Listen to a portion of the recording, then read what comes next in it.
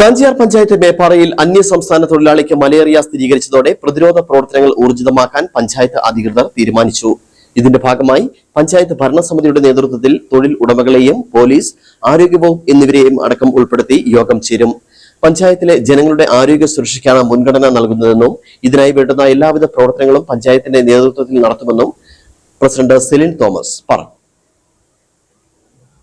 കാഞ്ചിയാർ പഞ്ചായത്തിൽ ഞങ്ങൾ ഭരണസമിതി എന്തായാലും ഇതിന് അടിയന്തരമായിട്ട് ഇതിന് വേണ്ട മുൻകരുതലുകൾ എടുത്തിട്ടുണ്ട്. ആരോഗ്യവകുപ്പുമായിട്ട് ചേർന്ന് തന്നെ അടുത്ത ദിവസം തന്നെ ഞങ്ങൾ മെമ്പർമാരെല്ലാവരും കൂടെ കൂടി ഒരു കമ്മിറ്റി ഇതിനായിട്ട് എടുത്തിട്ട് ആരോഗ്യവകുപ്പും പോലീസിൻ്റെ ഭാഗത്തുനിന്നും എക്സൈസ്,